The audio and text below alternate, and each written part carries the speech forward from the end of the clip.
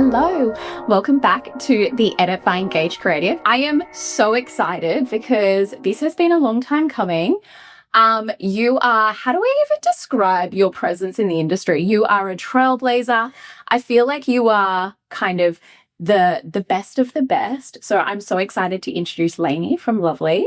Thank you. How are you? I'm great. Thank you so much. We finally got here. We've tried several markets now, here we are. And now it is day 2 of March. Well, day 1 of March. Kind of day 1. We did some work yesterday. Yeah, cool. How have you been? Should we kind of rewind and kind of tell us a little bit about your story, how you got started, and kind of everything in between? So tell me, how you got started. Yeah, you got it.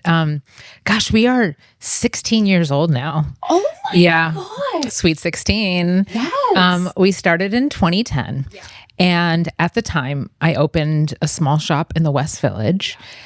Like a lot of people, I felt like I saw a white space, no pun intended, in the industry. Really stuffy. It was really stuffy, really dated, really intimidating. Yeah. A lot of people describe it as the scene from Pretty Woman, where it's just like totally like Mean Girls in the shop. And that's how I felt. And I'm like, I'm a grown woman, practiced shopping my whole life. And here I am stuffed in a room. Yeah.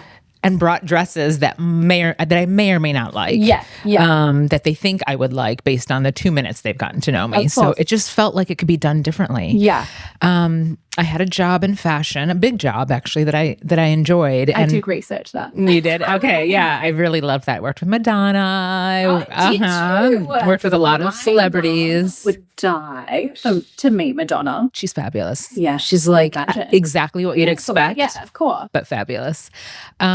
So I didn't leave right away, but I knew that I wanted to make Lovely a big brand, potentially even a global brand. I just didn't know how I was going to do it. Yeah. But yes, saw this white space for something cool and hip, approachable, similar to the way I was shopping for my regular clothes. You know, it just felt like more me, and more chill. And that's the biggest thing. I think that is like the best way to describe Lovely in one sentence is like chill, attainable, relaxed, a breath of fresh air. Mm-hmm. And I love that. Yeah. I'm glad that you feel that from our brand because we and really work hard at that. Really, I think it's also your branding that when you walk into the boutique, it's like fun. This is the most exciting day of your life. And so you kind of need like searching for a dress to reflect that. I like that word, actually, lighthearted. Make a note on that one. We used to call our brides Bridechilla. Yes, I love that. We also, we're cool. It's a cool brand. It's so cool. But not too cool. And that's really important. We joke and say we're not too cool for Tool because we also don't want to go the other direction where, again, it's so cool that it's intimidating. Well, and unattainable as well. Like at the end of the day, you want to bring your mom, your girlfriends, your sisters. And like, this is such a family orientated decision and like time in their life that if it's too cool, then it kind of scares a lot of the normal brides off. Totally. Yeah. One of the most flattering kudos I got was from a new friend that I have in Connecticut because I moved out to Connecticut a few years ago. And she and her wife both got their dresses at Lovely. And the way she thought I was like a local celebrity. She's like, oh my God, I can't believe you own Lovely Bride. It was just so cute. But she described exactly to me what you just said. She just felt like included there, but it was still a luxury experience for her. It's not to be attainable doesn't mean dumbed down. It just means inclusive and you feel comfortable and at home. Yeah, 100%. So in 2010, you obviously started in the West Village. Talk to me about the growth of Lovely because I feel like I actually think I met you around though, like that time. That's when I was obviously working at One Fine Day. Yep. And that was really starting at the rise and I kind of started following your brand. And then literally I feel like you went from 0 to 100. So I'm sure it was not 0 to 100 behind the scenes. It was a lot of hard work. But talk me through that process of growing Lovely. Yeah, it feels like 0 to 100 for me too. I've aged 0 to 100 during this process. It's like I said, I knew I wanted to make it bigger. I mean, I started out with a business plan. That's just the way my brain works. That's the way I think. And it's the background that I came from. And I had worked in licensing. So as I thought about expansion, I thought, isn't franchising just like licensing, but with stores? And with a little bit of research, there was no AI, but there was Google at least. I figured out it was. And although it's a little bit more legal, there's more regulation in franchising for the good of the franchisee, it felt like something I could do without a big team. Just backing up, I didn't really want investors. I didn't really want partners. I wanted to do it bootstrapped and on my own. So that was the way to do it. And I opened my second store myself just because I wanted to lay the footprint. I wanted to know if I was giving someone a playbook, And that the playbook was good. foundations. Yeah, 100%. So I opened that store in Los Angeles, and from there started signing licensees. We had such a national and even international attention at that point. Daily Candy had written about us. Rest in peace. They were like a brand maker, Daily Candy, and we just had people calling from all over the country. Amazing. Because we had stocked designers that had never been in a boutique before, like Sarah Seven and Carol Hanna. These were brands that were selling their own stuff on Etsy or out of their own flagships, and so it started like a new bridal concept, really. That's why I say the word trailblazer, because you literally were the first in the industry to be able to kind of have this model and make it so much bigger. Yeah. Which is so crazy. Yeah. So talk to me about the franchise model. Like, how do you start? Where does that even, when someone approaches you, how does that even, like, I guess, get going? Yeah. We get a lot of interest. I can imagine. We don't give out a lot of yeses because I like to keep it controlled. Yeah. So that the quality of the franchise is good. Yeah, 100%. I'm great friends, I would even say, with all of my franchisees. So I want to keep that pure connection. So up till now, we've gone from, I guess, 0 to one store to 19.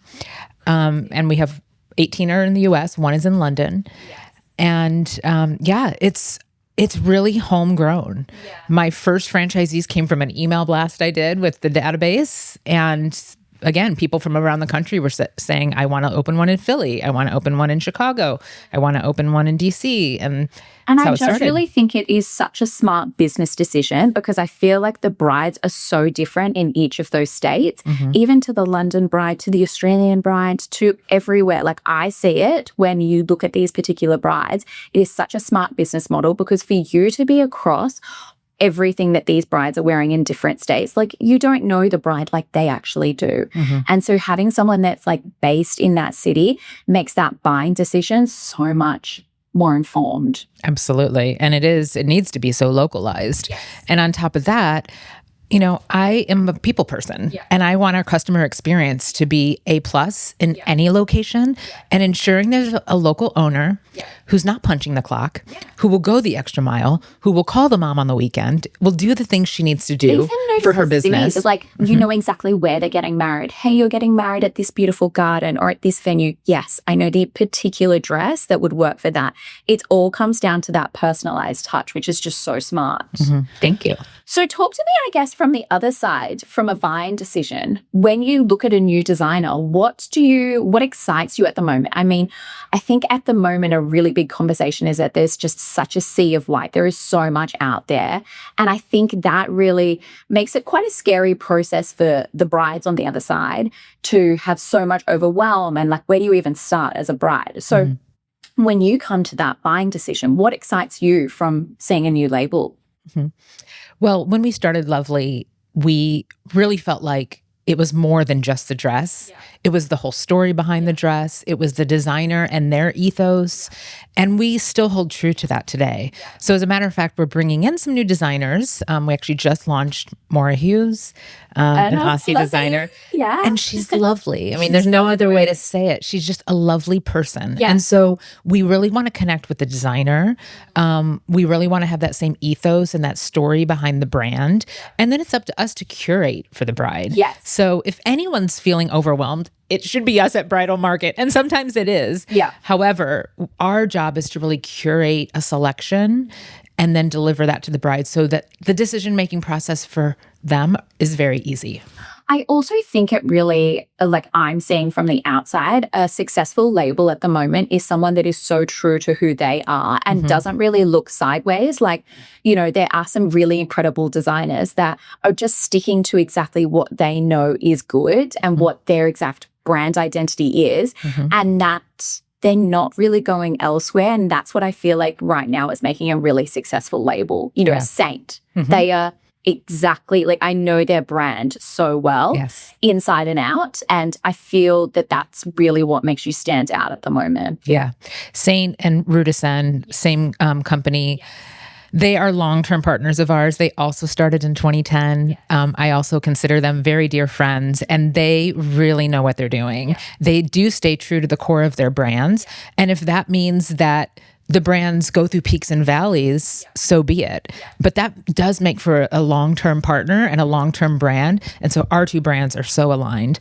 And I don't see them going anywhere soon in Lovely's. I definitely feel like they're going to be our long-term partner. And it also makes it so much easier from your perspective as well, like from a marketing as well. Like when you are, repping a designer and to have them having great marketing and brand identity that this designer is putting out makes it so much more relatable to the bride, because she will walk in and say, I want this exact dress. Mm-hmm. And when there is so much out there, I think that that's a strength that the designers really need to start leaning into. Absolutely. I mean, look, we all know that over time, a very characteristic designer is going to get, I don't want to say copied, but people are going to aspire to do similar things. Yeah, of course. And there's just some designers though that nobody can do it like them. No. And that's why the designer focus is so important. It's not just about the label per se. It's about that brainchild who's coming up with those designs. Because Michelle, who is just adorable, thinks about things that no one else could. And you wouldn't really know how to replicate it until you got inside that gown, which we never let anyone in them. So 100%. it's really unique artistry that we continue to sell from them. I also think that another powerful thing that I'm seeing designers doing at the moment is putting a face behind their brand. That's something that I find really successful at the moment in the marketing sphere, because I feel like that's relatable. It eases the comfort of like the bride starting to know the brand a little bit more. So they walk in and say, I'm actually a Rouge Design bride. Mm-hmm. Which gown is it? And just show me. Yeah, that's especially important in this fashion cycle where the dresses are storytelling dresses. So true. There are not a lot of boring dresses right now. There's really fun, interesting dresses, and you want to know more about them. And that often leads you back to the designer. You want to know about the designer and the brand. Yeah. Okay, so just going back to social media and like the bride's overwhelm and marketing in general, how do you feel the shopping experience has changed since 2010? And then what are you seeing at the moment for trends that brides are coming in and asking for? And I guess that overwhelm and kind of the noise that's out there. Mm-hmm. Yeah. Oh, gosh. I think we had a blog when I started, and that was it.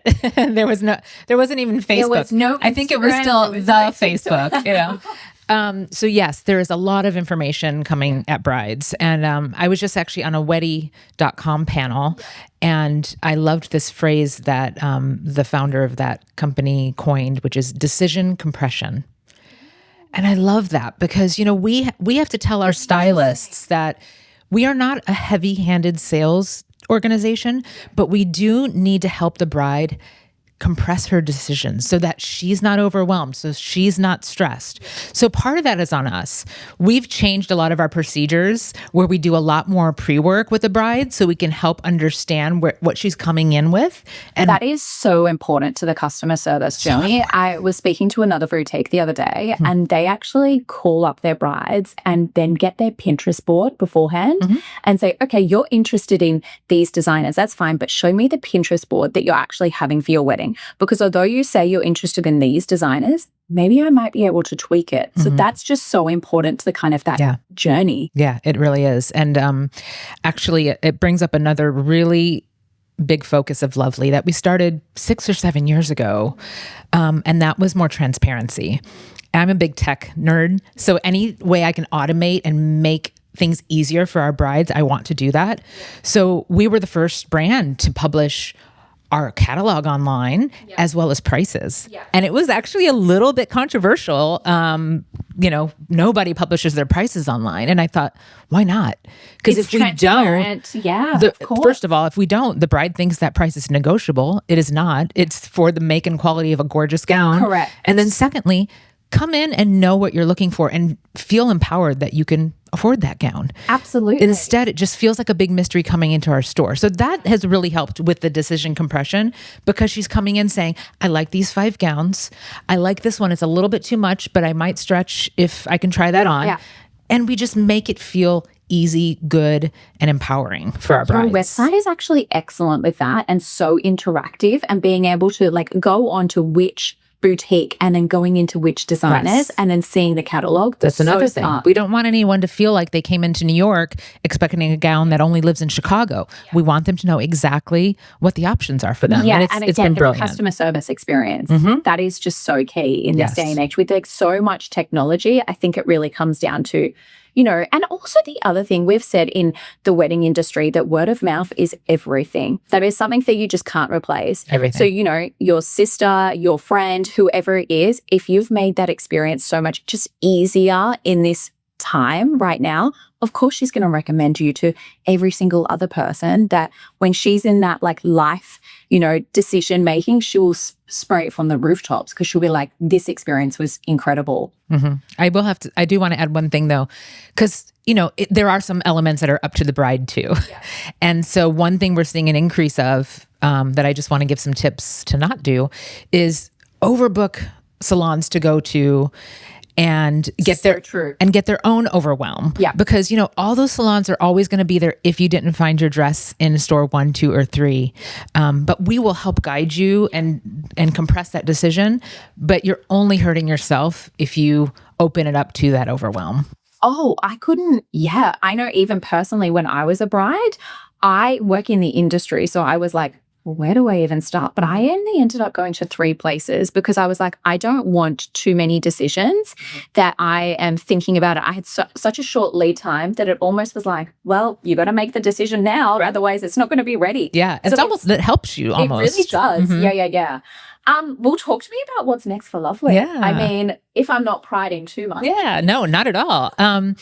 Like I said, we've grown quite large over the past 16 years at 19 stores. But to be honest, we're ready to grow more. How exciting. Yeah, we get a lot of inquiries, some of them from very cool international towns that we're looking into, and then some US-based towns.